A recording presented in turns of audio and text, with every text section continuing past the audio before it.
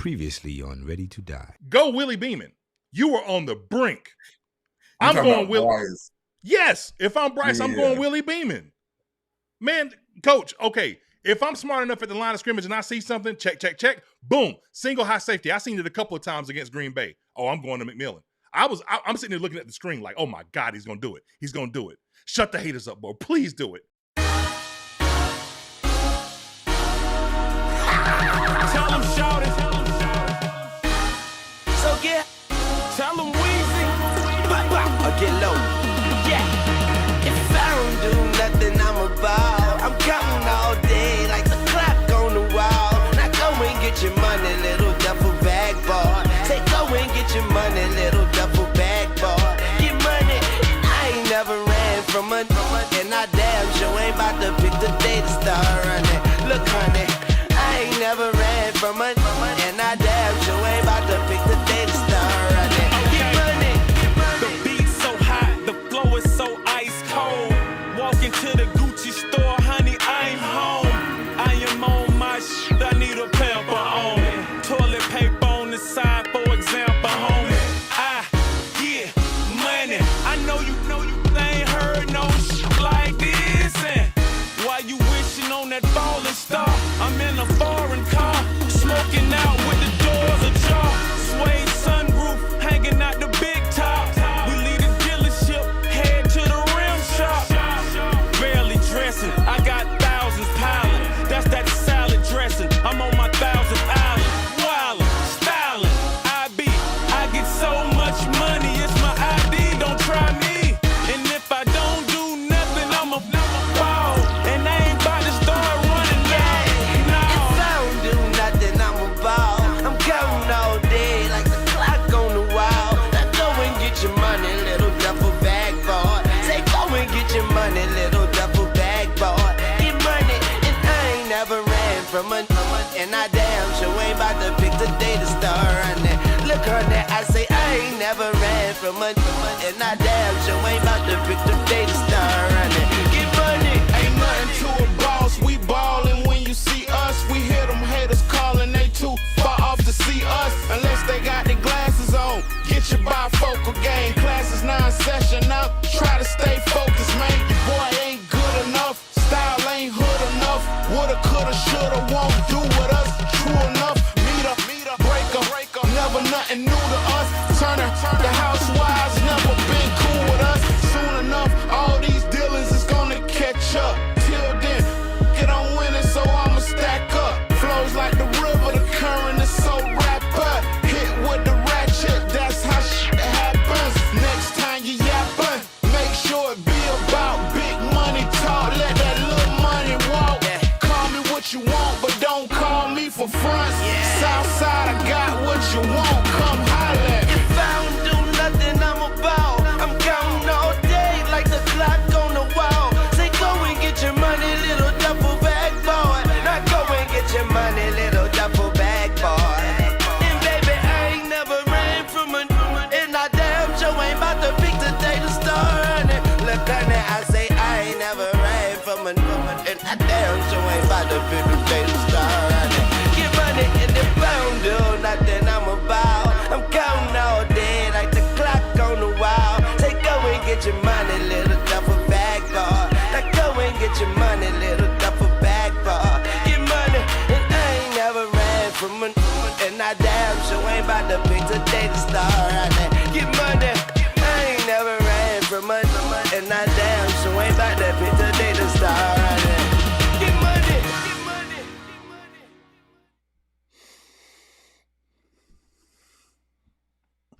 Yeah, I know I ain't muted this morning. I'm not muted this morning. If I am, then please tell me. But I'm not. What's up, y'all? Welcome to Mint Street Mondays. I want to just go ahead and preface this by saying this, right? If you at work, turn the volume down. If you're at work, please turn the volume down. Because for at least a few moments of the beginning of this show, we gonna pipe up, right? But before that, welcome. If this is your first time here with us, make sure to subscribe to the channel, like this video. Thank you so much for joining me on this Monday morning, right? All right. So first things first, want to give a shout out as normal, as we always do, to the channel members. Got a few new in the fold, so I appreciate you guys. Shout out to Geraldine Cook, Nicole S., Richard Bowman, King Son 1, C3 Doug, my man Jay Issue, Will Robinson _ 843, and King Jermaine JP, the first shepherd. Bro, that is a long freaking name. But that's my man, moderator, day one. Salute to y'all guys. I see some of my regulars in the chat. Shout out to my boy Keeb. Shout out to my boy Pop. Shout out to man, I see a few of y'all in the chat. I'm gonna get to y'all. I promise. So yeah, yesterday happened. Yesterday was beautiful.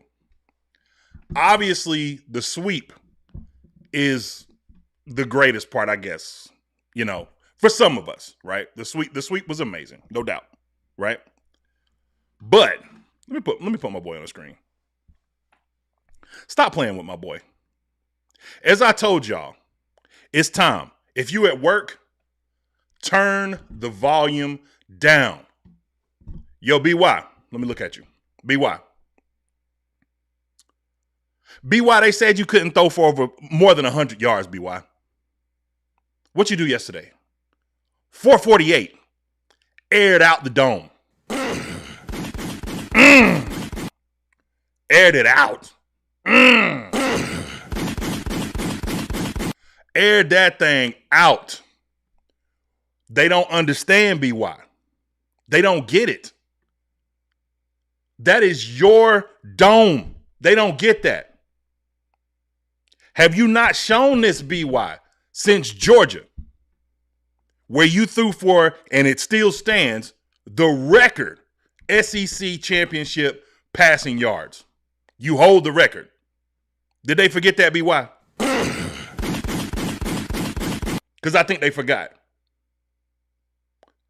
I told y'all, this little California head dude, man, I saw a Super Bowl promo last year. And BY had on a flannel, buttoned all the way to the top. Now, I ain't got to tell you, if you know anything about California, you saying something when you do that. BY, I think they forgot.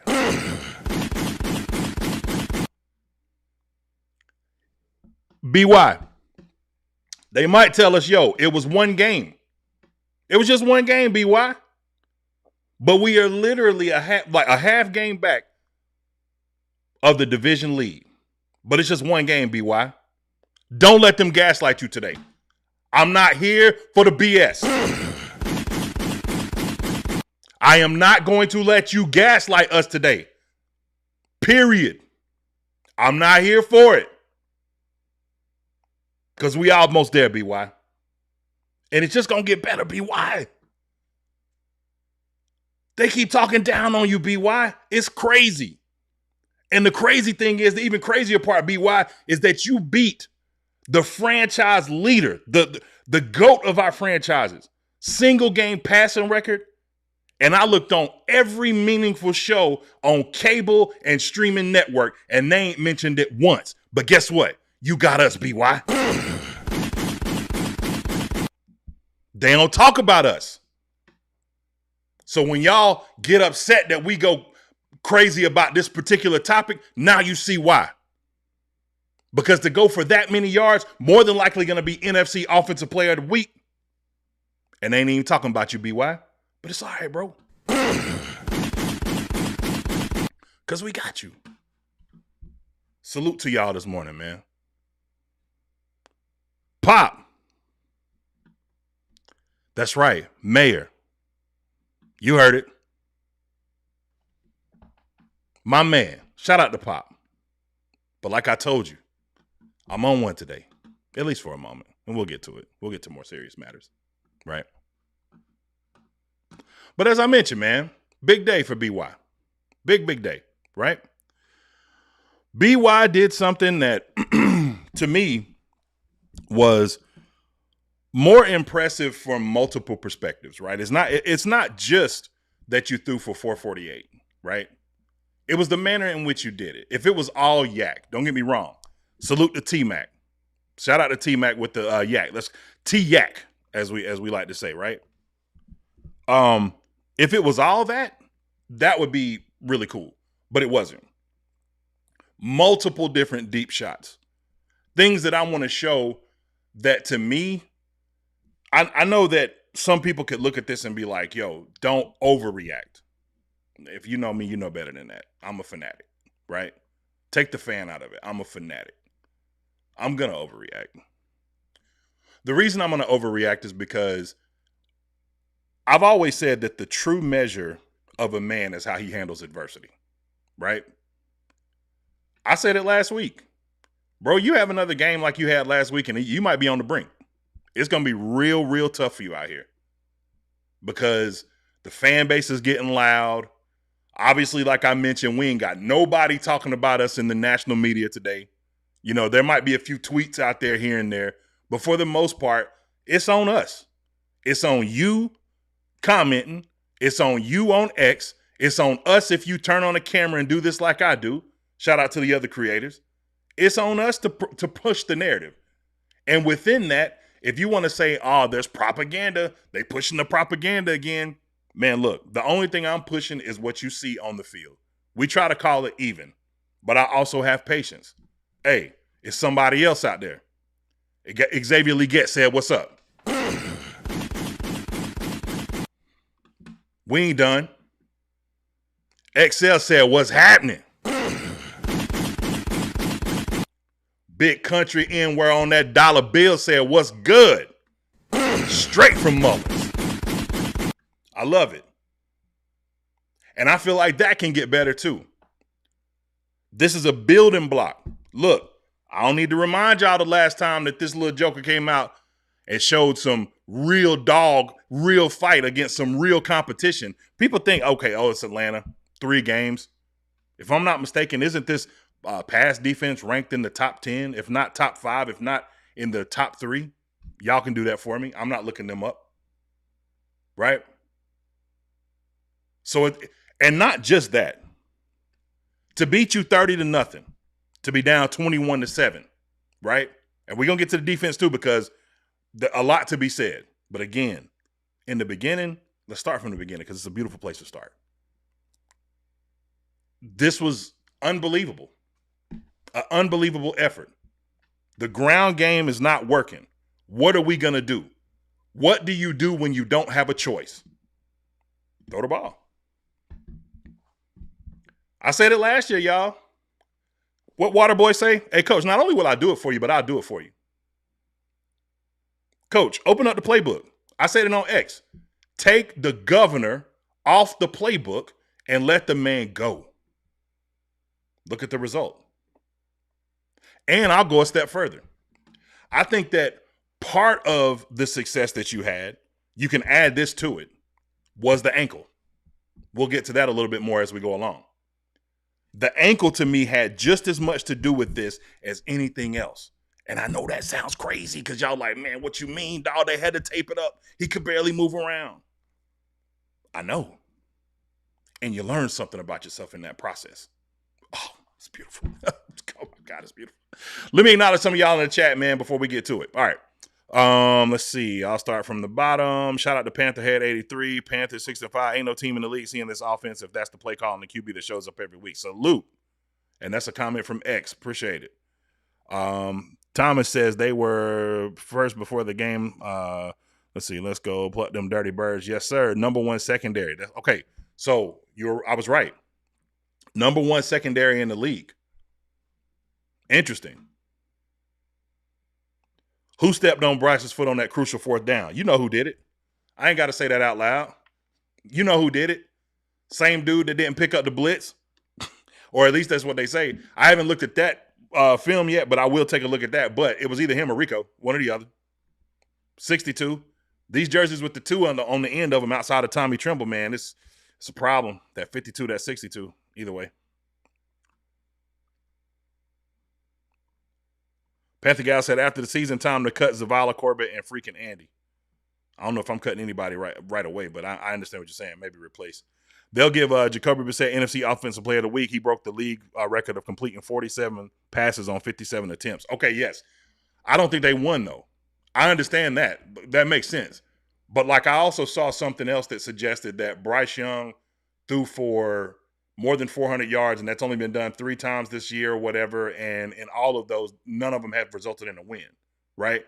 And he did his walking off. So, I don't know. You might be right, Miss Douglas, but which was crazy for Jacoby, by the way. But, yeah, regardless. All right. So, I think I finally figured out my audio problem when it comes to this audio. So, I do want to listen to, because I haven't listened to this myself. I want to listen to this in real time. I wanted to save it. I'm sure you guys have all heard it. And this is Dave Canales' victory speech to the team. So, type a 1 in the chat if you hear it.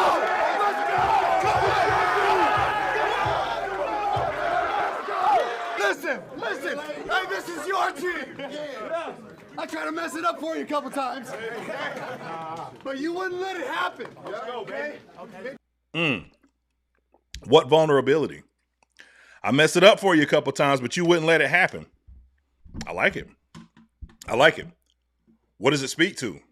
Your players learning themselves, right? So you got room to make those kind of mistakes. But, hey, if your players are sure about what, because look, Dave Canales may have, quote unquote, messed something up, or it might have been, his issue as to the reason why something was messed up. Good. I'm glad y'all can hear it. Might have been part of his issue, right? But the flip side of that is the reason they didn't mess it up when you tried to mess it up is your preparation for those guys. So, hey, what don't come out in the wash, come out in the rinse. Either way, it worked out.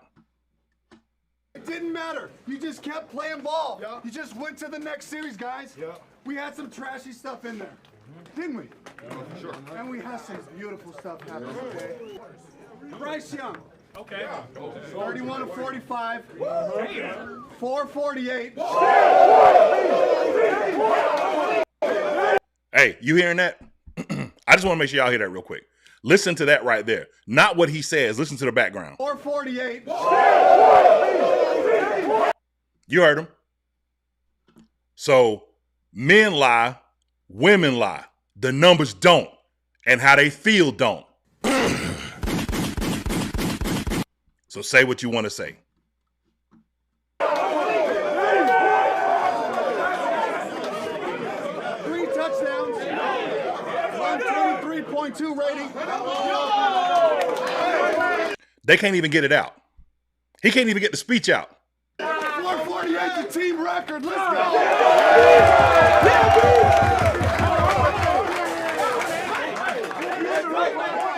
You did it right. Hey, T-Mac had 8 for 130 and 2 touchdowns. Yes, sir.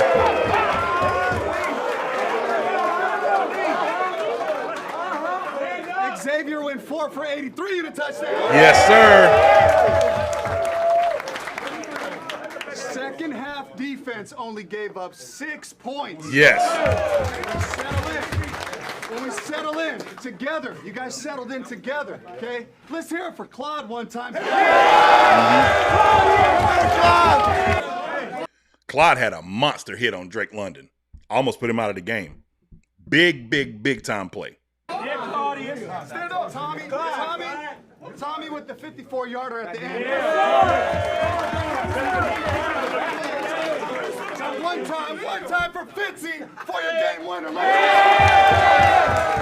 I will see you tomorrow. Yes, sir. Because, guys, we can't let up. We cannot let up, okay? We got to keep our foot on the gas. We got to keep going together, keep pounding together, okay? It's the little things, guys. I gave you a challenge last night. This is your team. We're here to set the foundation. We win and we lose together. I love you guys. Let's go. Don't make me cry here, Coach. Nah. He said it. I love it. See you tomorrow. No Victory Monday this week. Why? Because you got a chance to do something that, in my opinion, puts you in a really good spot. Remember, at the top of the show, I just complained about the fact that we, the content creators, are the ones that drive the conversation for this team, right? You don't get no national media, love and hype, off of this team. But you got a shot. You got a chance to do it next week. Here's a great opportunity for you, right? Because now, and if I'm not mistaken, We're the only gig in town. I don't think this is a doubled up Monday night game where you got, this team, that team. I think it's only the Carolina Panthers, which would make sense considering that it's a, West Coast game, early kick for them, late kick for us, right? But hey, you got a chance to do it on the national stage. You got a chance for everybody to see it. And if you lock in and do anything remotely close to what you did this past week, Monday, yeah, the conversations will change. At least nationally. We already know. We know. This ain't new to us. It's true to us. But nationally, it'll start to change. 162 people watching between two platforms, 45 likes. Make sure to smash that like button. Thank you for joining me this morning for Mint Street Mondays, brought to you by the One Carolina Show. We'll acknowledge a few people in the chat as well. Shout out to my man Jay Issue as normal, Sakib. Shout out to my man Pop. And I know I got my co-host on deck, so we'll add him into the show in just a few moments.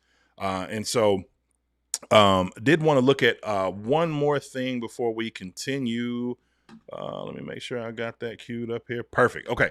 Just wanted to make sure everything was queued up perfectly. So one thing that I wanted to hone in on was this, and I love this stat. You might not be able to see this that well because the screen's kind of small. But Bryce Young completed 31 of 45 passes, 448, and 3 touchdowns. No picks, by the way, right? Completing 10 of 15 for a career-high 212 yards on downfield passes of 10-plus air yards. Hey, he heard us. What'd I tell him? Go full Willie Beaman, right? Don't hold back, man. Go in. No need to hold back.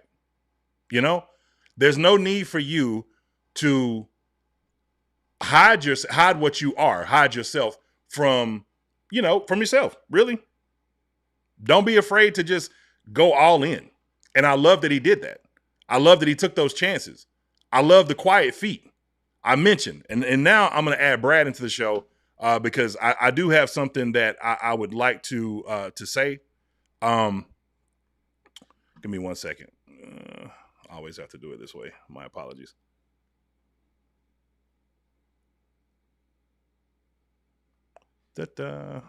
Brad, can you hear us? Yeah, can you hear me? Awesome. Yes, we can hear you. Okay, perfect. So I want to go back to our main screen here. So, I was talking about, can you still hear me, Brad? Mm-hmm. Okay, perfect.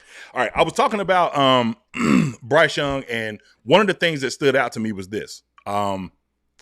He completed 10 to 15 passes for a career-high 212 and 2 touchdowns on downfield passes of 10-plus air yards. And looking at the next-gen stat sheet, he was dealing, man. And it wasn't just, you got the 10-plus air yard thing, but you also had some really big-time throws in moments where a person could actually get a little bit more after the catch, right? The dump off to Xavier Legette in the flat, right? Legette was kind of, it was one of those things, he was kind of scrambling or whatever. Bryce Young doing this little point guard thing, dumps it off to Legette. Legette picks up Yak. Same thing to Tedero and McMillan. And so just from, yes, his downfield passing was impressive, but I just feel like the entire day in total was impressive. But the downfield thing obviously is the one that's going to stand out the most because that was the biggest struggle. Mark Schleer talked about it. We got people talk about this all the way back to his rookie season when they were like, man, we just sitting on the routes. We're not really worried about, being threatened down the field because they don't really push the ball down the field. So we're not really concerned about that.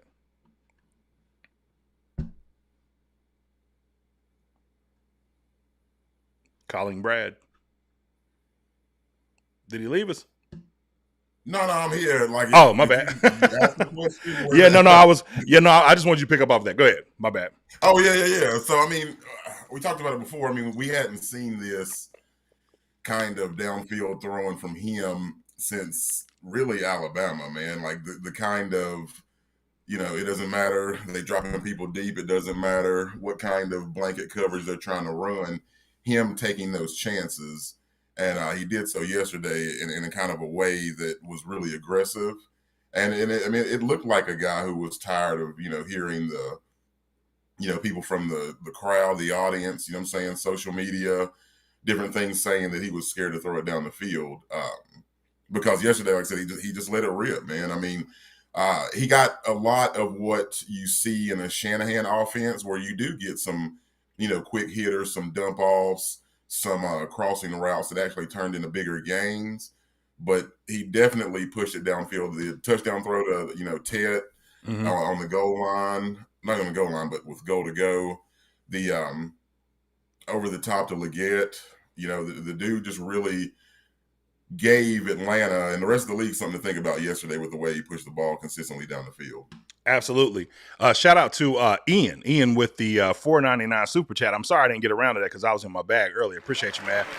Ian says, "What a game from BYMF9. Shout out to my Panther family all the way from Los Angeles. Shout out to LA, man. We appreciate you." And then we got another one that came in from Regime That Dude 8212.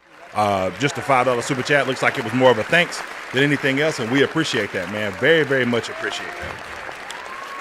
All right, Brad. So one thing that I wanted to mention was this, man. You and I talked about this a little bit last night. All right. So I know that I'm not going to be able to, do my I won't get booted from the stream for showing this, but I'm going to show it anyway because it's important. But I know the monetization thing will be what it is. I really don't care. All right, check this out. If I'm Dave Canales and I'm Brad Isaac and, your quarterback coach, when you're sitting down having conversation with Bryce Young, I'm pulling this up in addition to some defensive tape, but I'm pulling this up in the main meetings when we have that, but I'm also pulling this up in your room with you, right? Because there's something that you see here that to me, and Brad, you may not be able to see this, but I'll explain it. What you see Bryce Young do, and I talked about this last night, that injury to his ankle, sometimes it forces you to do things that you normally wouldn't do, right? Just like with Dave Canales. Hey, the running game is not working like it has been, okay? Now, we knew that Dave was going to, dial up some stuff down the field because, hey, look, shout out to Dunk. Dunk said it. If you ask Dave Canales a question in the media and Dave Canales acknowledge your question, you better believe you're going to see it next week, right? So that's been a constant theme, okay? And that's okay. That's cool, right? But Bryce Young's ankle being a problem made him do something that really all quarterbacks have to do. Shift around in the pocket, but sit still. He was still able to move around a little bit, but for the most part, you could tell that it was limiting him from really doing the things that he normally does, which is kind of shift outside, shift, bouncing here to there or whatever. And if I show them this in their film studies or whatever, this was a thing of beauty. So you got Jimmy Horn going in motion. You got the nickel defender following him. He's already showing blitz. Now, mind you, this is the same dude that blew Bryce Young up earlier in the game and put him out of the game for a short amount of time, right? Now, whether or not that was a Chandler Zavala mistake, whether or not that was a Rico Dowdle not picking up the blitz mistake, I haven't looked at that to know, but either way, it was a mistake nonetheless. Bryce Young paid the price for it, especially when he actually called out the protection and called that for that to be picked up, and it didn't, right? But it was Zavala. Okay, it was Zavala, right? Mm-hmm. So number one, I'm not worried about this guy coming and blitzing again because I got my back here. My back's going to move, right? And he's going to be in position. Boom. Picks up the blitz. But watch Bryce's feet. That's the thing that I love. Shift just a little bit in the pocket. Tom Brady used to live on this. If this is the what you start seeing from this kid moving forward, he is going to be a problem. Wide base, boom, moving around just ever so slightly. Rico just shifting the guy away from him just enough. Just give me a little bit of space. And then I step up in the pocket because I can sense with my sixth sense of pressure that Icky and this guy can only hold for so long before it either becomes a hold or I get sacked. I step up and look, if he had a little bit more time, Jimmy Horn might have scored because Jimmy Horn was, once they hit that cross between Jimmy and Jalen Coker, it really could have went either way. But man, thing of beauty. And bases wide, throw a ball that doesn't sail, boom. Play made. Love it. Go to the next one. The next one I'm showing you is the deep shot to Xavier Leggett. The thing that's beautiful about this is that the entire time, Brad, what did we talk about before? When he threw the one pass to Xavier Legette in the Dolphin game and Minka Fitzpatrick picked him off, the little drift back, right? I'm drifting, feet set. I step up a little bit. I'm literally like statuesque. I'm standing straight up, and I throw the ball and it sails. Now watch that compared to what happened during that week. Watch this. Traditional drop back, not the drift. Traditional drop back. Boom. Foot plants, hit the ball. Bryce Young can throw this ball deep. His biggest issue, in my opinion, is the consistency with his feet. And if he can figure out, I talked about this. If Bryce was not going to work here, I do think that someone else would have taken a flyer on him. Multiple people, not just someone else, but multiple people would have. Why? Because they would have been like, okay, if I can quiet your feet down, and that just comes with repetition, and we just do that over and over and over and over again, then you'll figure this out. And you can do what he just did right here. This will be, I'm not saying that 400 yards is something to, snooze at to say that it's an anomaly, because it don't happen a whole lot with guys, right? It's not, 300, 200, whatever. That's kind of more your normal range. 400 is something special, right? And you can't not, acknowledge that. But if your feet are better, man, this thing could really, really, really get interesting, especially due to the fact that you are starting to have more comfortability with your receivers, right? We'll watch it again here. His drop back, beautiful, right? Foot planted, step up just a bit, ball sails. Excuse me, not sails. Ball in perfect place. Look at that. Got him. Touchdown. Man, do you know what kind of confidence that puts in Xavier Legette? Because that play right there that we just saw, I may have maybe 3 of those on tape from Bryce Young from the quarterback perspective. That's the only one I have with Xavier Legette of a play like that where it's completed. That's a huge confidence booster. I fully expect to see more of that when we go into the game against San Francisco Monday night. What a thing of beauty. Brad, I have. Well, that's the thing, man. Like, a lot of people, were bagging on Legette about effort and things like that. I mean, if you are, in your second year, and you're still young, you're still immature, you're going to at times get lackadaisical when all you are is the decoy, when you're just running wide open and you feel like the quarterback's not going to throw you the ball. So yeah, that is a big thing for that connection to finally hook up on that go route yesterday. But this is the kind of thing too. I am ecstatic about the yardage. I'm ecstatic about the play yesterday. But it's, these are one of the things where I don't want to get into the point where we're praising him for doing the obvious, for doing things that he should be doing. That, with that kind of time and that kind of manipulation of the pocket, especially the first play to Coker, that's how the second half got started. We had a couple big plays to Coker. Mm-hmm. And, I want to continue to see him have the execution to where when you have a clean pocket to make the throws, I'm one of them people, you're an NFL quarterback, I expect you to hit a butt-naked open wide receiver on a 40-yard pass with a clean pocket. I expect that.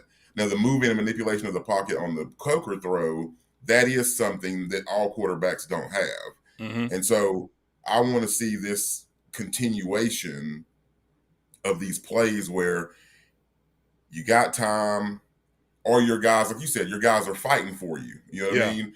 Guys are fighting for you, and you're rewarding them, and you're making the plays. And it's just, when you have that kind of connection between quarterback, receiver, defense, offense, everybody continues to play to their, their level, and sometimes even above, because they have that confidence in their quarterback. Yeah. Hey, first, let me do 2 things real quick. Number 1, hey, bro, I see y'all on them. William says, y'all swept us, but can you beat other teams like the 49ers and Los Angeles Rams? Hey, bro, hold that. 30-0. Hold that one. Yeah, we swept y'all, so yeah. So look, love it. Get them. I'm not deleting them. Stay around, bro. It's like one of my homeboys when Carolina beat Duke in the Final Four. He was like, "Yeah, but you lost to Kansas." Yeah, but we beat Duke in the Final Four, and that wasn't the championship. We do wish, Carolina could have came along and beat Kansas, held that lead, but they still beat Duke. So Yeah. you can be like, hey, I'm gonna continue to try to, throw a bit of negativity your way and say, can y'all beat these other teams? Well, we beat y'all. So hold the Exactly. L and come back for seconds, which y'all did yesterday. Exactly. We'll be here all season. And I got a shout out to my dog. My dog is in the chat. Shout out to Dunk, man. Dunk in the chat. What's up, boy? Hey, man, look. Y'all already know what it is with Dunk. And this is definitely got to be a collab that happens again soon. But what up, though, bro? Look, man, huge victory, man. So, all right. I got the Bryce Young stuff out of the way, the film stuff out of the way. So I wanted to go to defense stuff, man. So, Brad, you and I talked about something, man, last night. And I found this interesting, man. Like, first of all, the defense has to be acknowledged for something that they did that was, obviously amazing, right? For Bijan Robinson to have 16 carries and 93 yards in the first half and to finish the game with 7 and 11, so I think it was 23 and 104, right? Whether you want to call that play calling on their side, I don't care what you want to call it from their perspective. Shout out to the defense, man, because that's what it takes. That's how you get it done. I mean, most of the stuff in the first half, man, if you look at it, was a lot of missed tackles. There was the touchdown they scored in the second quarter where he broke 3 tackles. I mean, he broke 3 tackles in the backfield. I mean, you know what I'm saying? My man Gibson, Mayrig, I mean, all those guys, I mean, they had him wrapped up and he broke those tackles and walked into the end zone. Once you stop that, once you shore those kind of things up, it's just the small stuff, the attention to detail.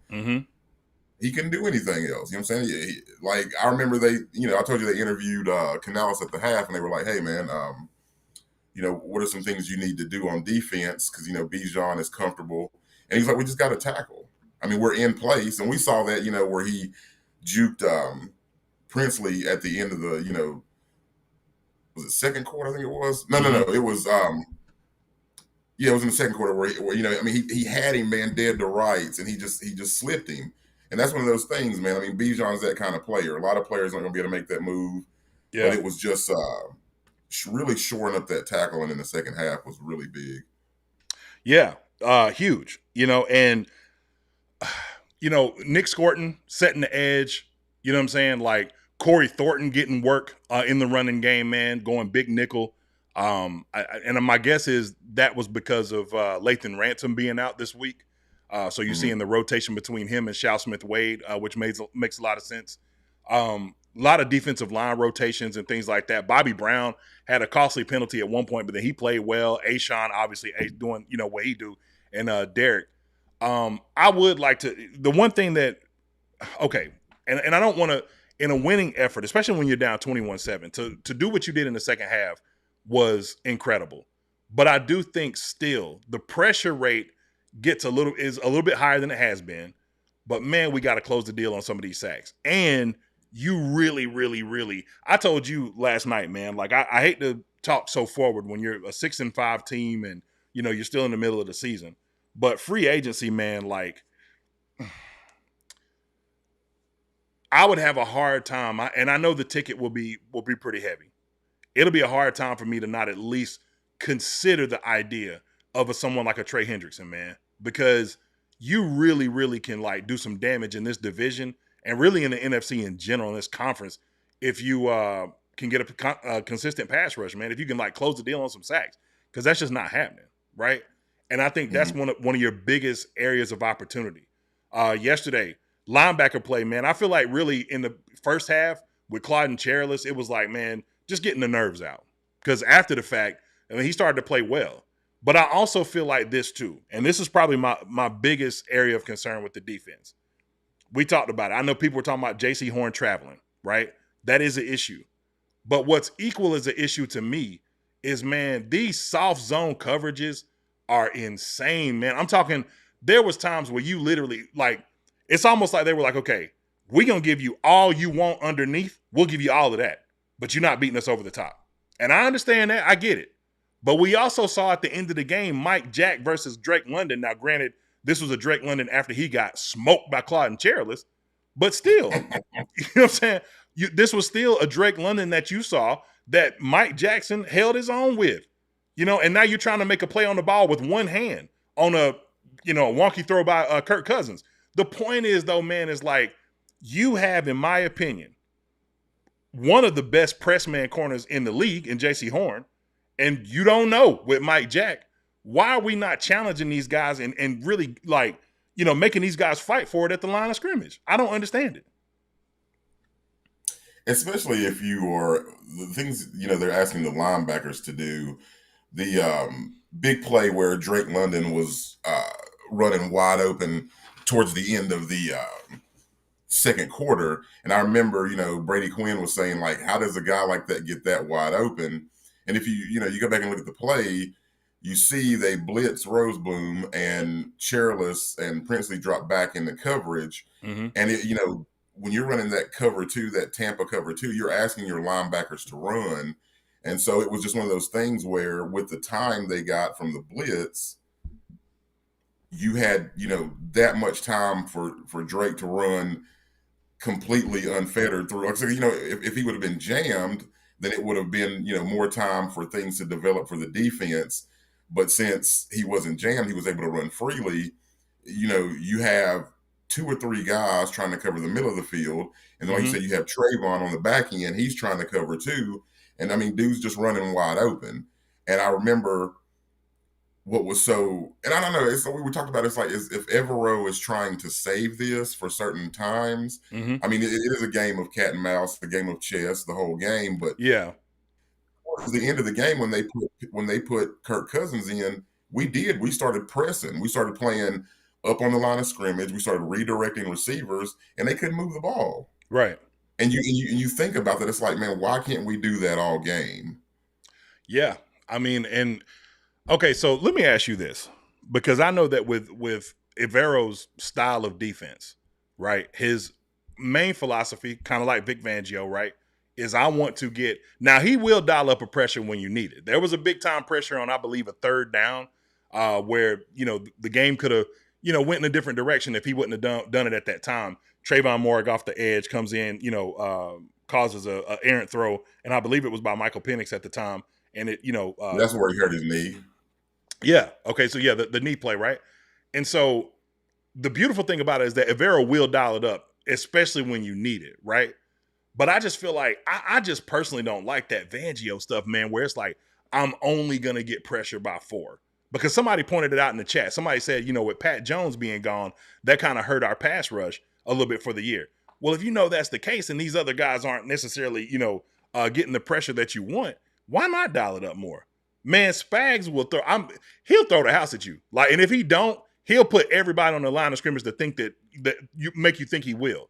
And for a young quarterback, I don't care how, like, a lot of what Michael Penix was doing yesterday and the success that he had in the time that he was in the game is because the zones were so soft, man. He literally would have guys just in the middle of those zones wide open, especially when they went 3-by-1. Anytime they went 3-by-1, it would either be Mooney or and usually, and sometimes they would use Drake London as a decoy. You know what I'm saying? And it would basically be Mooney, gashing you to death. And so it's like, man, why not threaten that? Hey, bro, you gonna beat us with your arm? You think you're gonna beat us deep? Bet. This is where you gotta really like, hey, Nick Scott, we need you, bro. You know what I'm saying? Like, we really need you. And but you also have to ask yourself a question. Some of the masking of, and this would be a better question for somebody like Dunk as well, because he, deep dives his tape stuff. But like, some of this could be masking like the deficiencies of that back end of like, yeah, we ain't gonna let nothing too far behind us, because you saw what happened last year. When things kind of went sideways when we were a little bit too close to the line of scrimmage and we got busted in the mouth right out the gate in New Orleans. So, yeah, I mean, it could be a bit of a mask too, but I'm just not a huge fan of at least not showing it. You know what I'm saying? Like making you think that we will do this, right? Because normally it's just a 4-2-5, sometimes we went 3-4 yesterday with Trayvon as a LB, and you know what I'm saying, or line up in the LB position. So, I mean, Penix back there looking like, all right, well, cool. Like, for contrast's sake, and I'm going to give you the floor. Man, you could see a couple of different times yesterday where, like, the Atlanta Falcons would literally have the safeties in position where middle field was, like, wide open. They would middle field close you from time to time, but it was like, all right, we're going to see what you're going to do, BY. What you gonna do? You gonna take advantage of this? Yes. Yes, I am. Yes, I am. And we ain't even given a chance for that. It's what I was talking about last week, in the New Orleans loss. It's certain guys that works well for. Because, when you watch a Jordan Love is the kind of gunslinger where he does not want to go up and down the field and dink and dunk. He doesn't want to go down the field taking what the defense gives him. He wants to take a shot. He will throw you a pick, or he will, waste a couple downs just slinging it downfield. And with certain guys that aren't going to do that, you got to bring that pressure. One of the best things I saw yesterday was when Shador came in for the Browns. Baltimore blitzed mercilessly. It was like the game. If anybody, listening remembers that NFL blitz, 99, you know what I'm saying? Where you just bring everybody on the line of scrimmage, everybody wide open, every play. I felt pretty bad for Brother Shador because, they was on him. And Brother Shador. You know what I'm saying? Brother Shador. But yeah, we sit back and play that, I call it loiter ball, man, where you're just basically, in baseball, it's when you get up and you're fishing for a walk. You don't take the bat off your shoulder. You're just hoping that the pitcher makes 4 mistakes and you get to go to first base. Bring that pressure, make them change their spots, make them get off their throwing spots. Like you said, jam. And I do feel like Mike Jack is not the greatest at bump and run coverage. Usually guys that play the run as well as him, that does translate. But, him bumping and turning and running, I just don't think he has the recovery speed for that. So I can understand, some of that, the way they run those zones. But when you're asking your linebackers to run the way we did yesterday, basically you're playing to your philosophy. So his philosophy is let his speedy linebackers make the plays, let them play in space. And I just think that was, like you said, it was a little different for Canales to get acclimated. Yeah. And once he got acclimated, even the blitzes looked better. You know what I mean? Yeah. So I hope he brings that pressure on Monday, because we all know how Kyle Shanahan operates. And we know how Brock Purdy operates. And if he can have time to sit back there and dink and dunk, they'll take those 5, 7, 8, 3, 4 yards all the way down the field and get 6. They do not care. He's not going to take a chance and try to throw it in double and triple coverage. Yeah. So I really hope they dial that pressure up next week. And I think they will. I don't think you're going to have a choice. And I think really the beautiful thing is this is, okay, so I don't know what the injury situation looks like. I'll be interested to see whether or not we get Trevin Wallace back next week, because for Clyde Cherries to do what he did on the road is cool against Atlanta, but going out west and playing a team, that has, been in Super Bowl contention, has a winning record, in playoff, contention for this year, it presents a different challenge, right? And so it'll be fascinating to see what the injury report looks like this week and whether or not he'll be back. But I do think that with him, you have a better opportunity for more pressure, because he's shown that he's, capable. And so Roseboom, still sometime looking lost, but somehow gets tons of tackles. You know what I'm saying? So salute to him. I felt like, I felt like he played a great game, man. Like I said, first half, look, and you see it, 16 carries for Bijan, 93 yards. Michael Penix was dealing. But the thing that I loved, man, is that it didn't get out of hand. You were down 14. You know what I'm saying? You got 3 before the half, but it didn't get out of hand. And I think that's more than what you can ask for some people who would be considered cast-offs on some teams, like a Claude Cherries, who was with the Jets, right? Or Roseboom with the Los Angeles Rams. But I love what I saw in the second half. They made some great adjustments. I feel like maybe on the other side, they kind of got a little bit more lackadaisical with the play calling and wanted to go a little bit more in the air, because 7 carries for Bijan compared to the 16. I'd be pretty upset too, but it is what it is. But let me read the super chat real quick. Shout out to Fayette Nam with the super chat, man. Appreciate you this morning. Fayette Nam says, rise up and get swept under the rug. Yes, indeed. Hey, man, that's the most beautiful part about this whole thing. All these stats we talk about, all the play that we talk about, the most beautiful part about this is the sweep, man. Like, I got a friend, a very close friend at that is a Falcons fan, a big-time Falcons fan. I will never forget.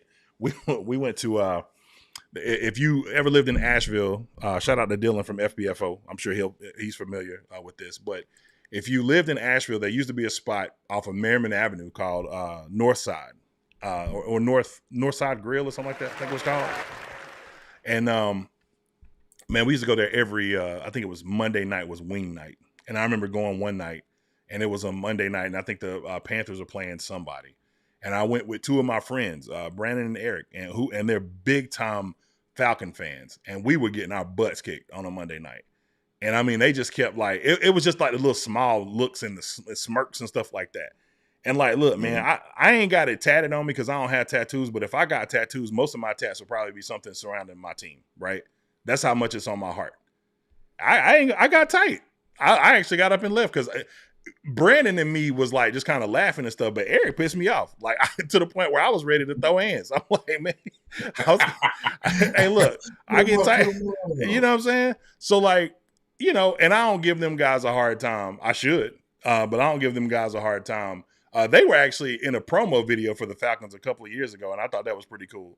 And they from my hometown. They from Asheville, which makes no sense why they're Falcon fans, but regardless. My guess is it's probably because of the Michael Vick era.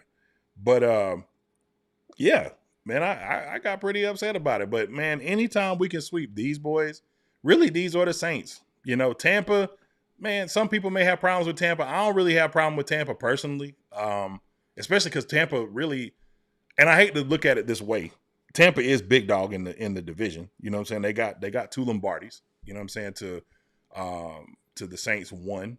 We've been there twice, but we ain't closed the deal. But you know, they kind of big dog. So, and plus they fans don't really like, they don't give it up like Falcon and Saints fans do. Falcon and Saints fans, especially Falcons fans. Falcons fans be some of the most obnoxious people on earth, man. Like some of these people on X, man, and I know you ain't really on Twitter or X or whatever like that, Brad. But some of these people on there, man, like it's this one cat in particular. I ain't gonna pull him up. He probably done deleted his profile or either muted and everything. I'm telling you, bro be, man, before that first game, man, I mean, talking crazy and then disappear. Then they'll pop back up, talk a little bit more crazy, disappear. I'm like, now, bro, you need to be like, somebody need to do a wellness check because, yeah, it's bad for you out there, my brother. It's bad for you. And we got 230 people watching between two platforms, 79 likes. Y'all make sure to smash that like button. Shout out to my man Fayetton for the super chat. Let's keep it moving. Brad, all right, so, you know, obviously we talk about the stopping of Bijan. Few players that, you know, I want to call out specifically that I think, you know, played an amazing game. You know what I'm saying? Like I mentioned, I feel like Nick Scorton, you know, 5 tackles, 3 solos, pressures. I thought Nick Scorton actually had a sack. I may be wrong. I'm reading that he didn't have a sack. Did he have one in overtime? Because I thought Nick Scorton actually got a sack. I may have looked away for a split second, but I thought he did. But did that happen in overtime? Let's see here. Nick Scorton. He did not record a sack. He recorded 1 tackle for loss. Okay. But he had 5 total tackles. The big play, and we talked about this last night, where, you know, they tried to run off the edge. And I remember, you know, Brady Quinn was like, you know, if you're Bijan Robinson here, you got to trust your speed.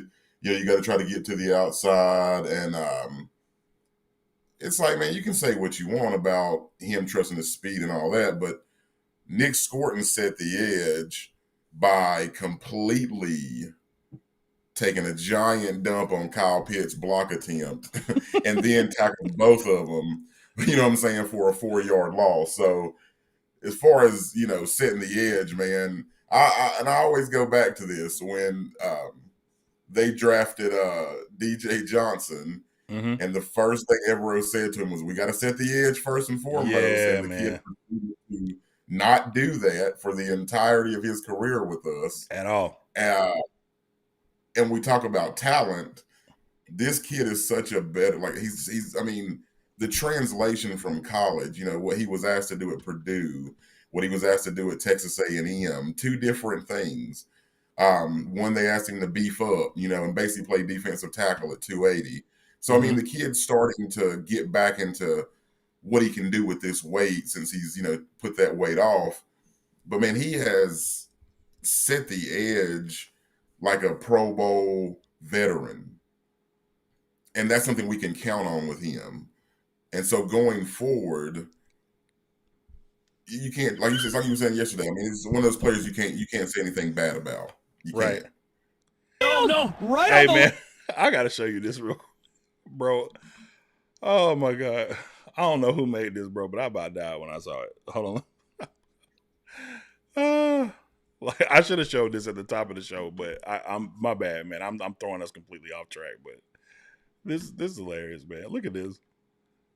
Like this AI stuff getting out of control, bro. I don't know if you can see this, let me know. But look Yeah, at I can.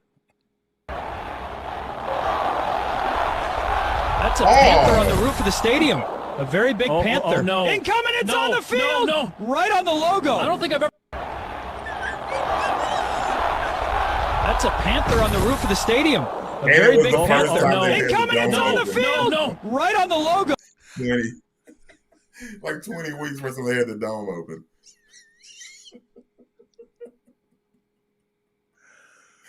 It smells like Sao Paulo. Look how they looking, man. Look at the lady. She's like, oh my God. Panther took a like big greasy dump on the top of the stadium. I'm sorry. When I saw that last night, man, it was like I saw this at like 3:00 in the morning, and I laughed for like an hour before I could even get started and get anything done. Like, anyway. Quit messing around, get that homework done, bro.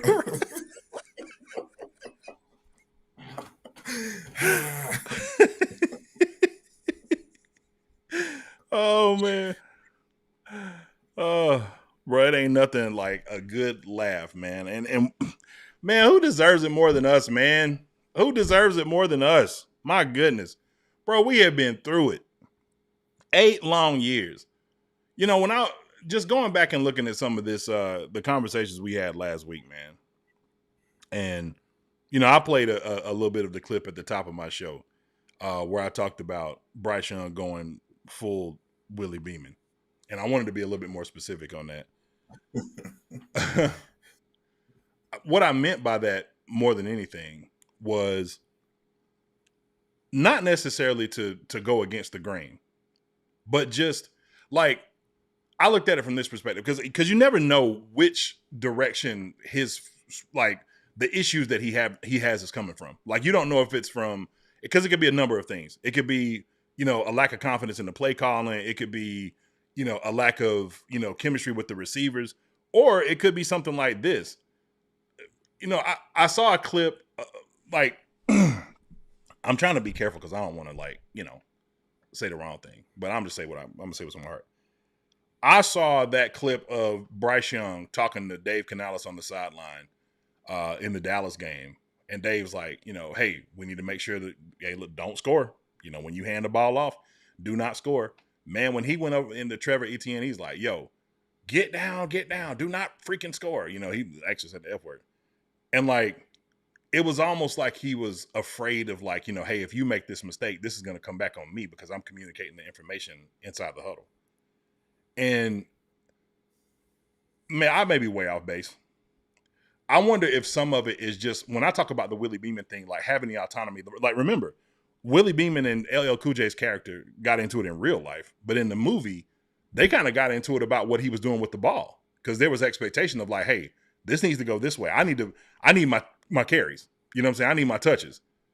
And it's like, man, what happens when I make a decision and say, well, maybe I don't want to give you your carries. Maybe I see something else. That's what I was talking about when I said, hey, you see single high, you might have a play call. They may want you to go in this direction because we need to get this guy involved. And you may say, you know what? I don't care. I'm going to go like Jalen to Devontae. I understand you upset, AJ. I get it. I hate to make you a decoy out here, but I'm going where the ball is going to be placed to put us in the best position to get a W, you know? And Mhm. that's where I would say that's what I'm talking about when I say go full Willie Beaman. Like, have the autonomy over the offense to tell somebody if they do approach you like, hey, I'm not getting the ball where I need to get the ball, to, like Tommy Lee Jones told Captain America, what I'm saying, call somebody who cares. You know what I'm saying? Like, if you got something to say, if you got something to say, now would be a good time to keep it to yourself. You know what I'm saying? Like, Right. yeah. Well, I mean, at some point, every quarterback has to do that. You know what I mean? Like, I wonder if certain quarterbacks who we've come to know as great quarterbacks in the past, like I said, Aaron Rodgers, Favre, Brady, like Ben Roethlisberger, at what point did they have to go? Because when we saw it, like Cam had to whip. I don't say I would stop saying it like that. He had to whip, Josh Norman's ass, but he had to jack up Josh Norman for everybody to completely get on board. I mean, we would see the demonstrative, actions of a Steve Smith who wasn't getting the ball where he felt like he should get it, and it's how much he should get it. Because Cam was spreading the mustard, the guys like G-Reg, Jonathan Stewart out of the backfield, and D'Angelo Williams out of the backfield. I mean, and Steve was like, listen, I want the ball this many times. It's the, old adage of the diva receiver. And so at some point, and I don't know, I don't really see that with certain guys on this team of being like, I deserve the ball more. We don't really, at this point, seemingly have any serious diva receivers. But you still have to command the huddle. You still have to command the team. And that's what, one thing we're talking about, his laid-back attitude. But, yeah, you're going to have to step up. You're going to get in some guys' faces, and you're going to have to operate a certain way. And you got to do it consistently. Yeah. Because it's your team. You are the franchise quarterback. Yeah. We go as you go. Absolutely. Absolutely. And as it should be, and Zip Do-It-All said that, or he just isn't capable of doing it on a consistent basis. I disagree. I think he is. I think he's more than capable. Like, it's not, look, throwing for 400 yards in any NFL game against any NFL team, especially, like, let me tell you this, man. PTSD is a real thing, right? Your first game out the gate, you throw 2 picks to the same person in that same stadium where you've had massive success as a college player, right? So to not make those same mistakes twice and to build and to absolutely, like, man, Bryce got Atlanta in a chokehold, bro. He really do. I don't know what it is about this team in particular, but bro got them in a chokehold. And I got to be honest with you. Where you at, William? I know you in here somewhere, dog. I love it. Love it. Well, I like what Quinn said about the fact that he had played so many big SEC championship games in that stadium. All that matters. Yeah. I mean, these guys don't have super fragile, confidence like, certain people that aren't on that level. But, I mean, things can affect their confidence. You know what I mean? Like, a lot of it's that visibility, like in their mind, they're imagining like them doing well. And man, when you go to a place where you won, where you eat every time you've played there, you got to feel good going in. 100%. 100%. We got 229 watching between 2 platforms, 90 likes. Make sure to smash that like button. Thank you for joining me on this Monday for Mint Street Mondays, brought to you by the One Carolina Show. We are excited that we are growing substantially. So I do want to one program note. So we will not have a Mint Street Monday daytime show next week, but we will, however, be streaming live during the game, Monday Night Football against the 49ers. So, yep, grab your popcorn, grab your wings, everything else, come through, chill with us, enjoy the game. We'll be doing that all together. This will be a shorter show today. Probably won't be around but for another 20 minutes or so, as I do have some obligations that I got to take care of later in this day. But as I mentioned, we will be streaming next week on Monday. Make sure to come through, and I'll actually have the link in the chat. So if you want to come through and offer some commentary during that time, it'd be more than welcomed. All right. So, Brad, something we ask every single show. And I'll ask it on this one, man. 3 big takeaways. And I know we always kind of get lost with the takeaways, and we go from we end up, yeah, I think we've made it through. I mean, I think we've made it through once. Yeah, so it'll be like one big ass takeaway instead of like 3. Yeah, what was 1 and 1A? Right, you know what I mean? Right, 1 and 1B, 1C. Exactly. So that being said, man, give me 3 big takeaways from yesterday's game and what we can do with this info moving forward. Well, the first is just Bryce, his entire, demeanor, the way he showed up, the way he showed toughness, grit. I mean, people don't really understand. You're talking about the best athletes, some of the best athletes on earth. On earth, yeah. You know what I mean? And this guy's out there, he's shorter. His speed's taken away with his ankle injury. He takes a big hit in the first half. Hey, hold on, real quick.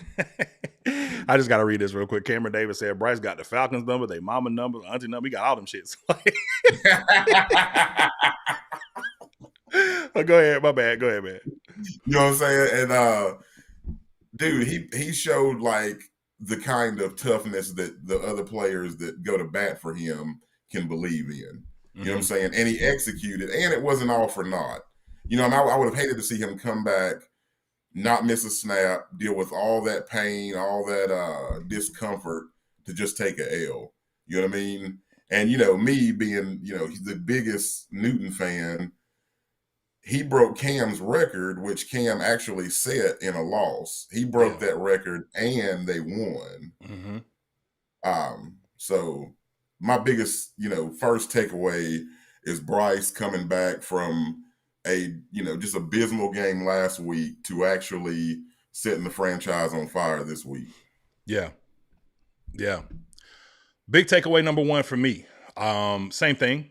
I think that the biggest takeaway that you can have from a game like this is when it happens. I talked about this before. Being 500 in the middle of the season is new territory for us, right?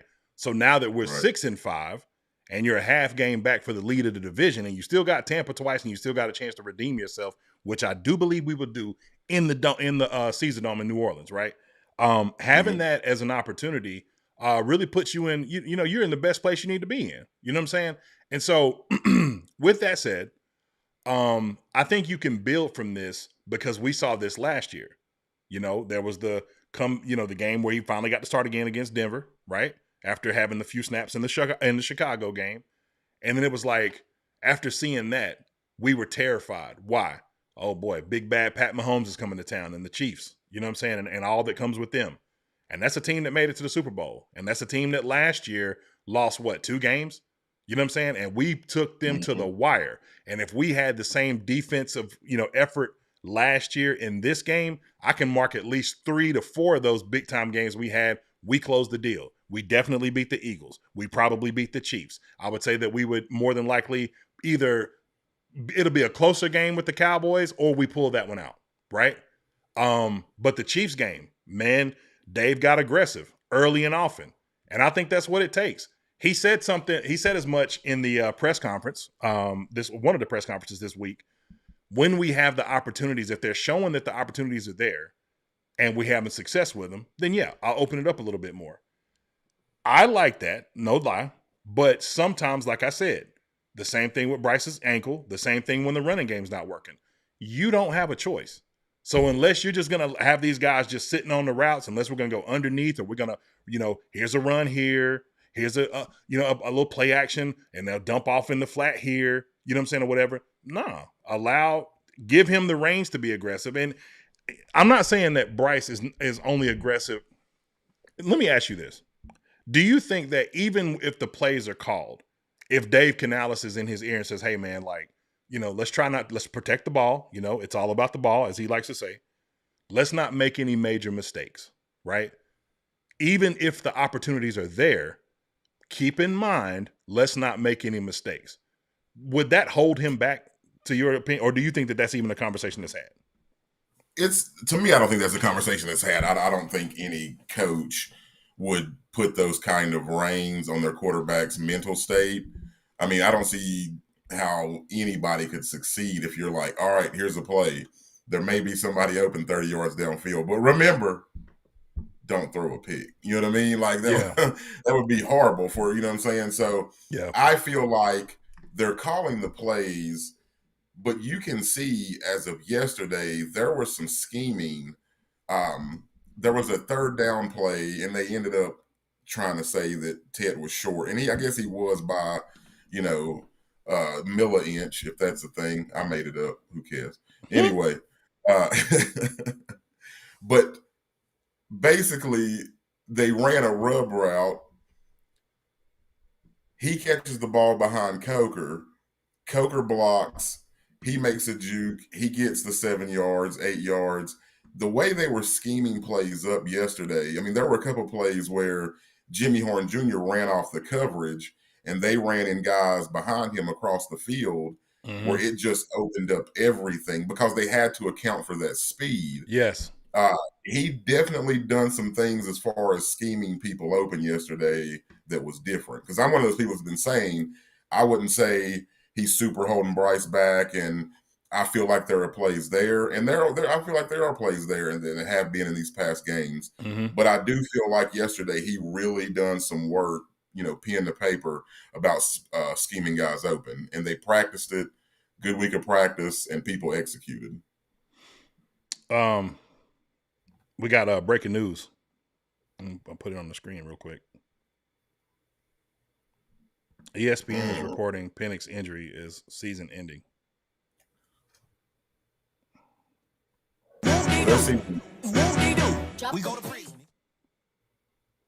Their season was in the crapper anyway, but that's still pretty bad. I mean, because when he came to the league, the Carfax was all bad. You know what I mean? 3 accidents, 2 totaled, you know, engine, chassis rebuilt. So I hate to see that, but it's definitely one of those things we saw in the combine, in his past, you know, in college. Like, dude really has had a lot of injury issues. Tore both ACLs. Is that cold? Oh, cold as ice. We go to prison. Is that right? Ice cold. All right.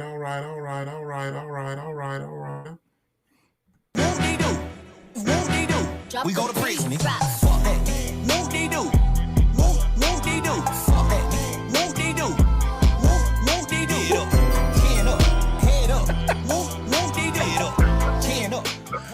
That's terrible.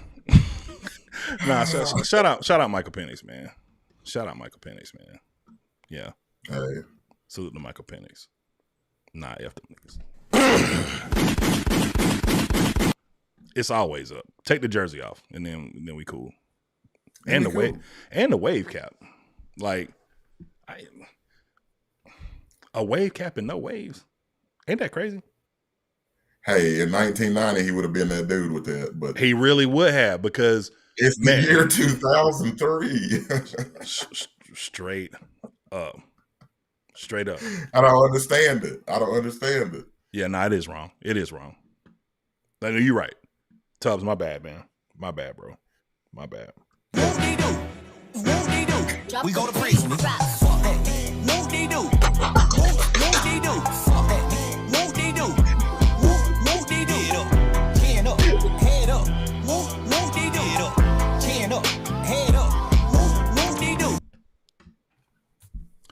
Anyway, takeaway number 2.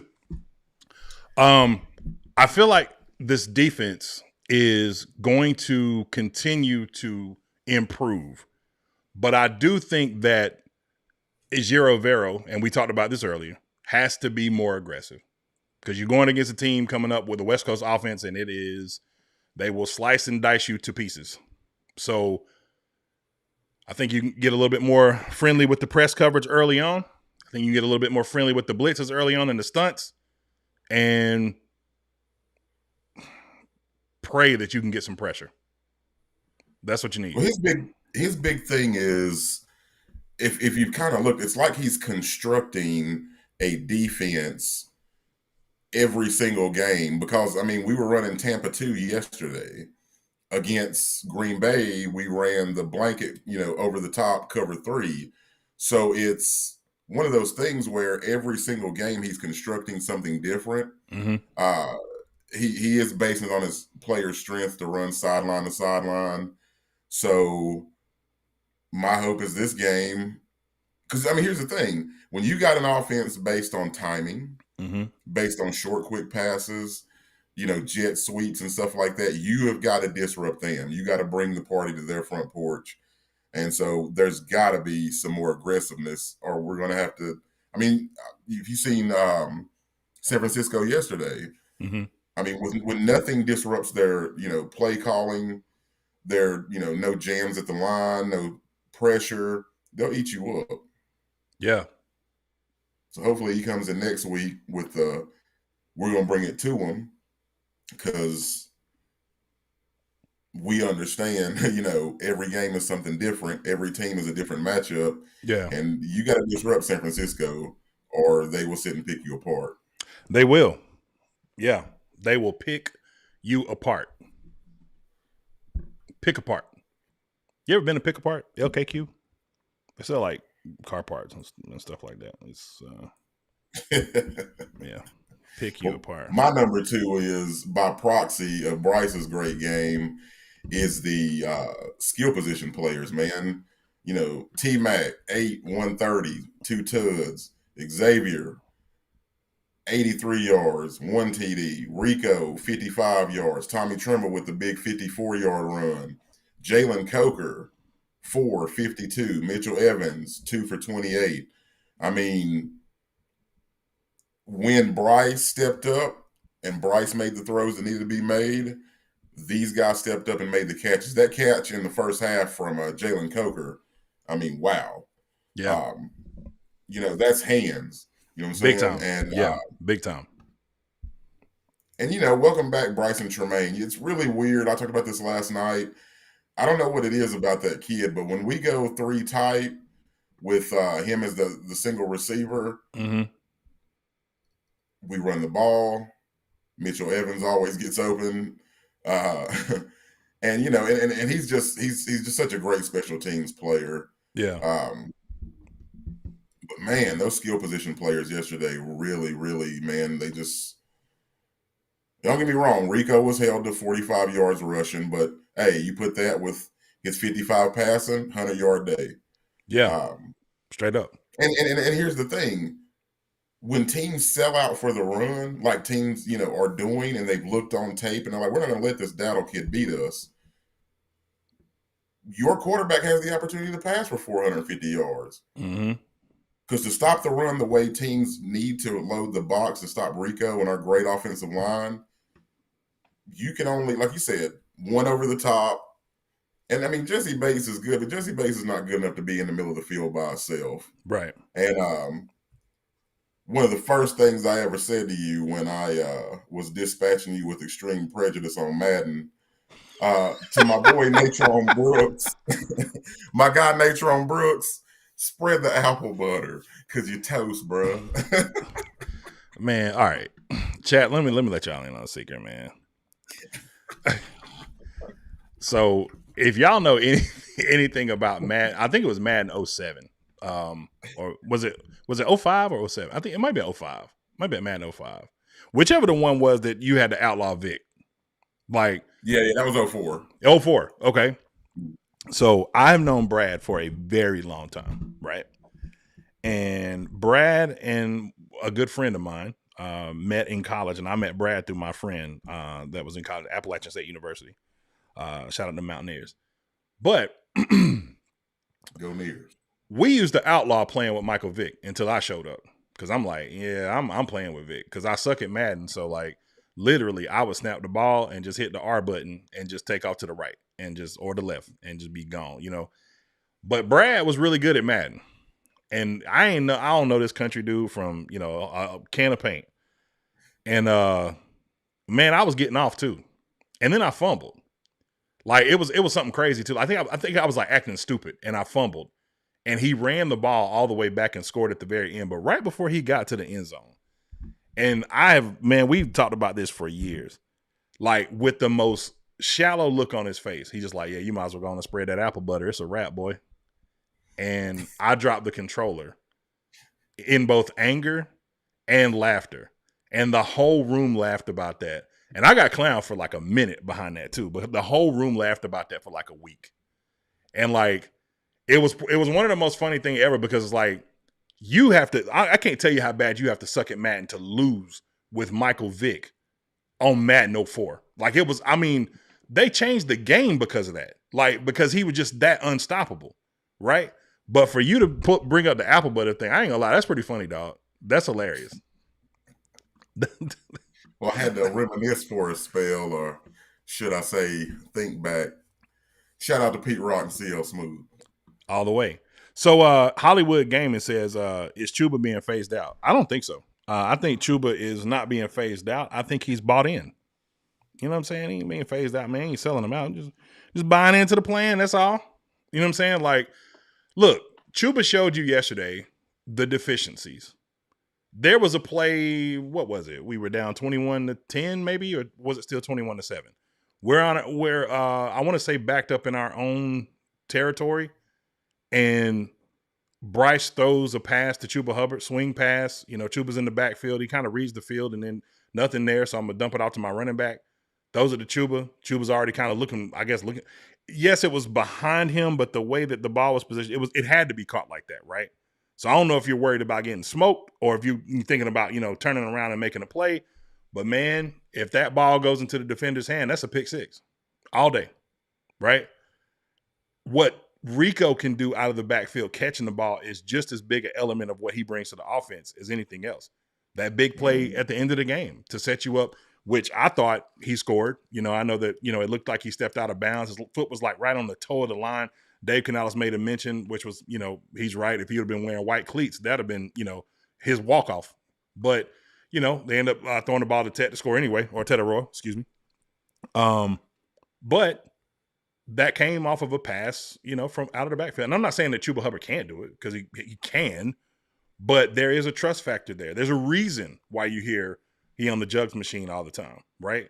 But do I think that Chuba, but do I think that Chuba Hubbard is an integral part of this team? Yeah, he had some meaningful runs yesterday, some big time runs. So, I was never one of those guys in the camp of trading Chuba Hubbard, but I did think that what you're seeing right now, the balance of how this works out, like the power dynamic of who gets the ball the most and all that kind of stuff, this is what I wanted, right? So I don't think that they're phasing them out. Now, I will say this. What will be interesting, Hollywood, is how they play this in the offseason. That'll be fascinating, right? Because you got, Chuba that just got the extension last year. You got Rico that'll likely be – Rico's fourth in the league right now in rushing yards, taking away whatever happens tonight in the Monday night game. But fourth in the league in rushing yards, almost at 1,000 at 833 or something like that, or 883, one or the other. He's going to go for over 1,000, right? So, barring injury, yeah, it presents a very interesting offseason. You got Brooks that you don't, Trevor Etienne is a guy that, in the few opportunities that he's had, he's, showed some flash, and it's going to be real interesting how they work all that out. To keep, I don't think that you keep I don't know what the cap hit would be, but I have a hard time believing that you keep a $4 million, a 4-year contract that it still had 3 years left on the books, and that guy only be getting 5 to 10 carries a game. I don't see that. So it's either you're going to go back to him and Rico goes and gets a bag somewhere else, or you're going to pay Rico and Chuba gets a fresh start somewhere else. That's my prediction. I'm not saying that's what I want, but that's what I'm predicting. Well, I mean, and I took some time to look into that contract. And if we do move on from Hubbard, I mean, Brant Tillis done a really, really good job with the money there, to where if we do move on, it's not going to hurt us that bad. Mm-hmm. You know what I mean? Like, if we will have to eat some dead cap, or, I mean, how you do with these bigger contracts, but it's not something that's going to penalize us to where we can't make a decision. Yeah. And I mean, and listen, people can say what they want, and it does. It inherently seems like you're trying to bag on Chuba, but here's the thing. in the 2 or 3 passes yesterday that he was thrown, where he had room to work, we were in their territory. It was a 3rd down, and Bryce tried to hit him out of the backfield over the top. He dropped it. Then when we're driving to win the game in overtime, Bryce hits him on a swing pass, and he fumbles it, and the DB catches it, fumbles with, not want to say he catches it, no, but he starts fumbling with it. He gets his hands on it. That's what I'm going to say. He gets his hands on it. He can't pull it in. And he's going the other direction. If you think the way we won yesterday, especially after the Tommy Tremble game, you know what I mean? Like, if you think about if Chuba fumbles that pass, mishandles it, and the DB catches it going the other way, and we lose. And that didn't happen. Yeah. But just think about that. Yeah. And this is a guy, like we say, that's on the jugs machine every single day after practice. And Rico makes it look like can of corn. So there is going to have to, I mean, I'm with you, man. At the end of the season, they're going to have to make a decision. And I just know, like I said, after looking up that contract and then, you know, just kind of seeing articles on if it's going to hurt us or not, it's not something that didn't hamper us. It doesn't hamstring us from making a move. Right. So yeah, we got to. And I'm proud of the way he ran yesterday when he came. Me in. too. He had a few carries. Yeah. And he ran hard. But that's all part of being a team. And if That's you right. don't want better players to be rewarded, and you don't want your team to give better players the opportunity, like, what are we doing as fans? Yeah, absolutely. I couldn't agree more, man. My last takeaway, kind of multifaceted. You talked about it when you talked about the tight end situation. You know, I'll be interested. One of the things that I've always talked about, like, Tommy Tremble is – I wonder sometimes if Tommy is better than the opportunities that he gets. You know what I'm saying? Like, and I also wonder if he was in a different role in a different location, what it would look like. I've always thought of Tommy Tremble when we drafted Tommy, coming out of Notre Dame. Tommy kind of played a little bit of H-back. Tommy played, you know, tight end, where he kind of, you know, was lined up in the eye and blocked, you know, whatever like that. And we've seen that a few times, like when you mentioned when they would go 13 personnel with 3 tight ends. Like, you would see that, you know what I'm saying, sometimes. But it was, to me, it'd be interesting to see him in a kind of Kyle Juszczyk role as well. And we'll get to see that, you know, firsthand in San Francisco. But, like, I love that kind of H-back role that they have where you can, you know, you create an extra blocker, you know, in the run game, and then an extra blitz pickup guy in the passing game, which, not for nothing, one of the reasons that Chuba, that I will say that you have Chuba is a much better blitz pickup running back than Rico Dowdle is, right? Right. And you saw that a few times yesterday when they would sub in and out. But I've always wondered what Tommy would look like in that role, because I really feel like, and this is my opinion, and Brad, you can tell me what you think of this. I feel like somebody's being held back, and that somebody is Mitchell Evans. I think for the sake of JT Sanders, and no slight on JT, but I do feel like in the way that Mitchell Evans is being held back a bit. I think Mitchell Evans has all the makings of your number one tight end, right? And for him to find those zone spots and always be available, because I feel like that's one thing in the offense that we really do have a deficiency on that we need more.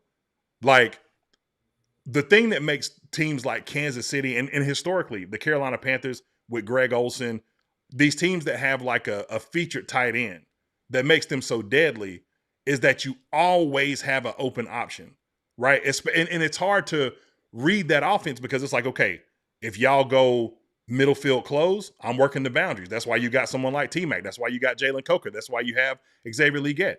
Y'all go middle field open, I'm working the seams. That's where you have a guy like a Greg Olsen or, Travis Kelce, you know, and other guys like that.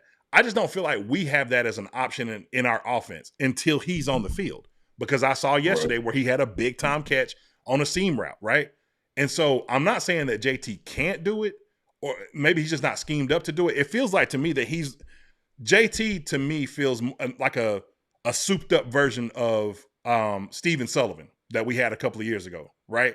Where he might not be the best blocking tight end, even though he blocked pretty well yesterday, but he's more of a bigger possession receiver. you know what I'm saying, that works from the slot or works from the tight end position or can work with his hand in the dirt and then go up for, a play.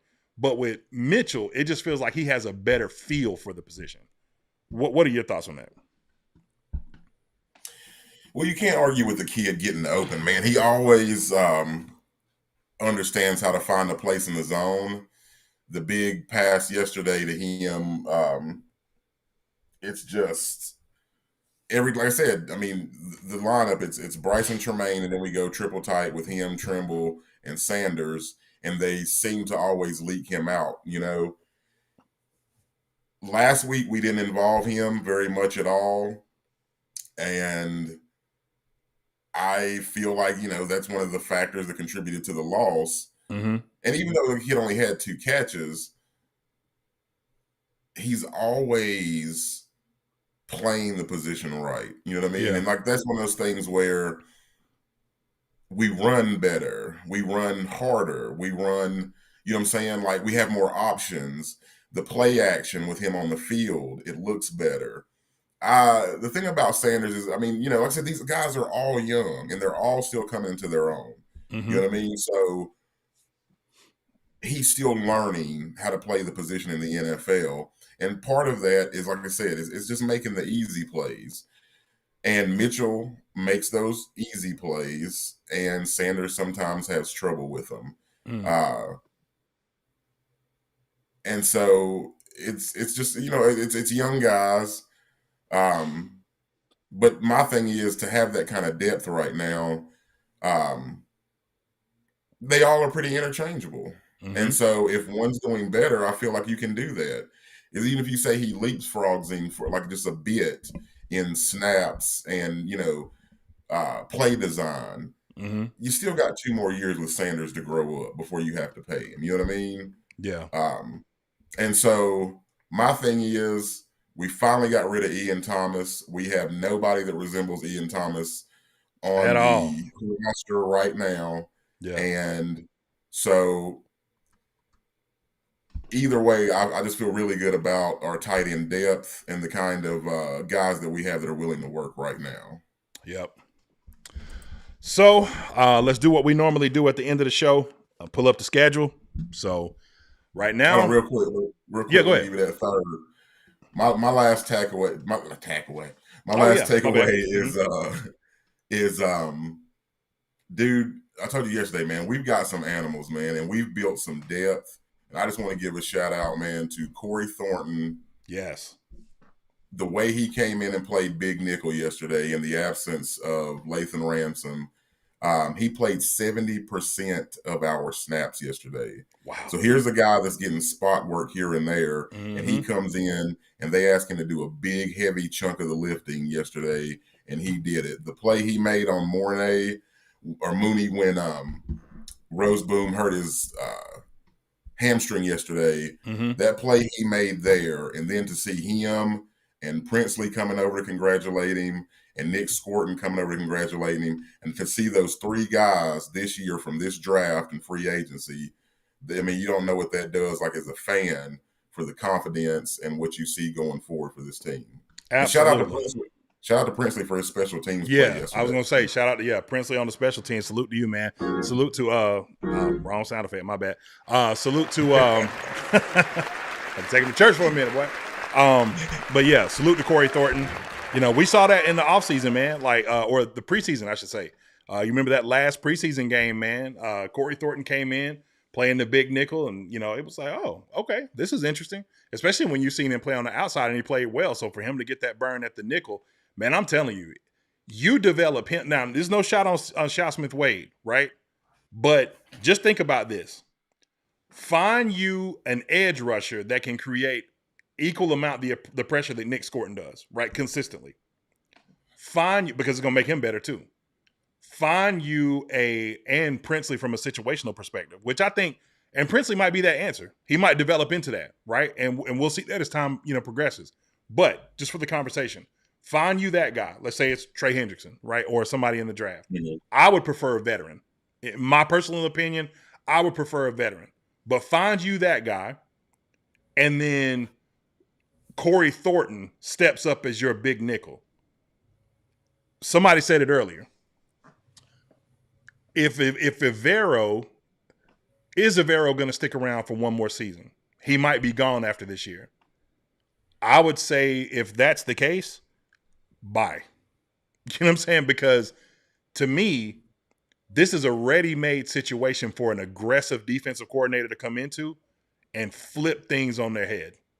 Mm-hmm. And you got some really big-time pieces, Hall of Fame level player in Derek Brown and, young dog in Nick Scorton. And like I said, this D coordinator may look at a Corey Thornton and be like, hey, man, playing him at big nickel there and him, getting more opportunities. You talked about it, 70% of the snaps. That might need to be the norm. You know what I'm saying? And somebody aggressive will have the gumption to go to Dave and be like, hey, this is what I want to do.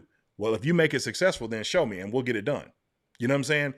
That could be a ready-made situation for somebody. So if he does move on, then, hey, man, look, you better be right about your move because it was rough for you here for a little bit. But he's turned it around. They're playing more solid.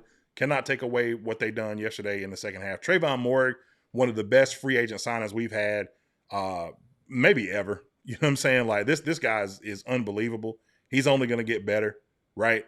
I'll be interested to see how Dan attacks this draft. I'll be very interested to see how he attacks this draft because we got quite a few picks. So it'll be interesting to see what happens there. But schedule on the board, man. We got the Monday night game coming up. Again, I mentioned earlier, I will be streaming live on the Monday night game against San Francisco. If you want to come through, I'll have the link in the chat. You can join, give your commentary on it. It'll be a lot of fun, man. We'll eat some wings. We'll eat some popcorn, drink a cold beer too, and have a good time, man. Let's see. So we got the Monday night game. I think I'm going to give my prediction. I think we're going to beat San Francisco. I think we got a lot of momentum on our side from this game. I think we go in and get the job done. Then we got LA and a bye, right? And coming off of that bye, it's pretty much all division except for one game, Seattle, right? Mm-hmm. Both of those to be determined. I mean, look, we on primetime Monday night. It's a possibility we might be on primetime again at the end of the season because that Tampa Bay game literally could be, especially if we split with them, that Tampa game could decide the division, and boy, what a game that would be. So I'm excited. But, yeah, I do think that we win the San Francisco game. Maybe it's pie in the sky for some people, but I love momentum. And I think you got a lot of momentum. These guys are hungry. Dave Canales talked about it. No victory Mondays, man. We're going to get right back to the work. You know what I'm saying? And, I think they take it, man. What you think?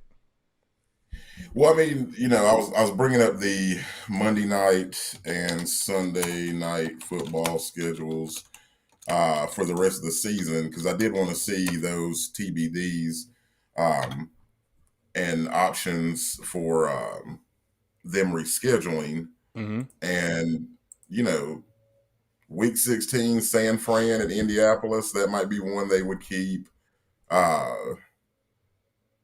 Week 15, that one is scheduled. But that one, Miami at Pittsburgh, would definitely be one they might put one eye on Pittsburgh. And then you got Los Angeles and Atlanta. And Sunday night they're keeping those open. I mean, Week 18 is to be determined. 17 is Chicago Bears at Niners. And then, 27 is to be determined. So they definitely, we make it interesting. Those are games that we can maybe see them flex. Mm-hmm. But, yeah, dude, I feel like we get right Monday. Let's see, if you do something to stop and disrupt that timing that San Francisco has, I mean, we seen Bijan Robinson give us, just all around the, just crazy playmaking ability yesterday. He did his best, and we left him with his head hanging. So I feel like we can show C-Mac a little less love, not let him get off as much, bust him in the mouth. Mm-hmm. And when I look down, I'm looking at these other teams, man.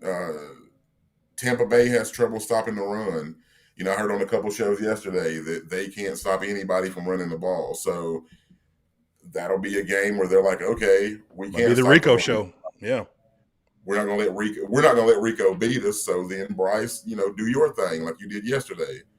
And just hope we can take it to the Rams, bring them something.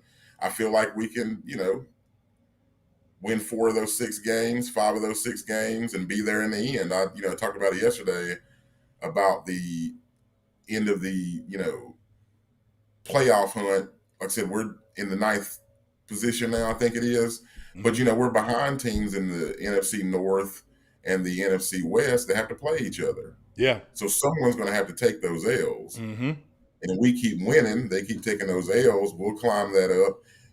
And of course, our hope is, and it's in our hands, and you can't ask for anything more for it to be in your hands, is for us to continue winning and to win the division. Absolutely. We're only a half game back, man. And I'll tell you, man, teams that can run the ball in the playoffs, nobody wants to play. And I know that, these last 2 games hadn't been the, 3 games that we saw from Rico that were just, phenomenal, but they've still been solid. And I do think he's due, a big game. That could be in San Francisco on a Monday night where you neutralize the field, but then you also have the option. This is something that we really didn't see a lot yesterday. That play that Xavier Lee get, that came out of almost like a wing looking, offense. 2 running backs or whatever, and then Xavier Lee get, on a just a non-route, right? And so, to me, what happens when they start implementing play action and you take those same kind of shots? That maybe that's the next wrinkle of the offense that gets exposed. So. This could, like I said, man, we in a better spot than we've been for quite some time. Before we go, though, I want to do one more thing that I did at the beginning of the show because I feel like it's fitting. I feel like it's extremely fitting. Let me move this real quick. First of all, let's shout out our channel members, man. Shout out to the channel members. We do have a new member added to the fold, and that is Newbie324. Sorry I didn't get a chance to shout that out earlier, but salute to you. Shout out to Geraldine Cook, Nicole S., Richard Bowman, King Sun 1, C3 Doug, my man Jay Issue, Will_Robinson 843, and King Jermaine JP, the first shepherd. Long, incredible name. $1.99 per month if you want to become a member of the One Carolina Show, man. We appreciate you guys for that. But, hey, get back up there. BY, man. Thank you. Somebody said it in the chat, man. Somebody said it in the chat, BY. BY, somebody mentioned in the chat, they said, man, BY, I will never forget Pat Coltrane being on my show. Shout out to Pat. If y'all don't watch the train stop, watch Pat. Pat's great. I sound like Trump. Pat's one of the greatest. He's one of the greatest. There's never been a greater one than Pat. We love Pat. Pat's amazing. But holy shit, that was a really good Donald Trump, dude. He's got it all, folks.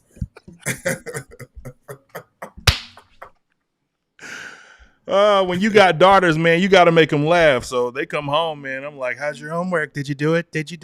Let's get it. Let's get to it right away. You got some of the greatest teachers you've ever had, the greatest ever. But anyway, so shout out to my man, Pat. But Pat talked about it, man, through it all. BY, you bounce back, man. You bounce back through it all. BY, they said you couldn't throw for more than 100 yards. You threw for 448. They don't know you in that stadium, BY. Right? Or at least they act like they don't.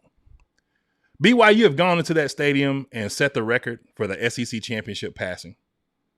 BY, you have gone into that stadium and beat them with 5 touchdowns last year. BY, you threw a touchdown to Tommy Tremble and turned around before the ball even got there. You know what time it is. Keep doing it. Keep going. Pipe up on them, dog. Style on them. I love it, BY. You know why I love it? Not just because of the Falcon fans. I love it because of the detractors in our own space. Let's see what they talk about today. I want to hear what all of them got to say. I'm fascinated to see what they got to say, BY. Because you ain't got to come out and defend yourself, but you know what time it is with us. We can get to it. Anyway, Brad, take us home. Well, like I said, man, with the playoffs, I feel like we control our own destiny. You got Seattle's got to play us. The Niners got to play us. And now they got some film of Bryce doing his thing. So with the way he played yesterday, I only got one thing to say to take us out. Yo, my name is Willie. Willie Beaman. I keep Hey. the ladies straight creaming, and all the fellas, they want to be me. Oh, man. Salute to y'all, man. Thank y'all so much for a wonderful show, man. Salute to my man Tubbs, man. Hey, look, Tubbs, from honestly, I get it, man. I know you're not mad at me, and players, you want to make sure that you're not, like the last thing you want to do is like dance on somebody's proverbial grave. You know what I'm saying? When they injured, and Michael Penix has been through a lot. He really has. He's been through a whole lot. But, sometimes, when you play the Panthers, you're going to know you played us. We'll say that. And look, I ain't never going to pray on somebody's downfall, but, I really ain't got too much to say to that other than. We go to prison. See y'all next week. Hey.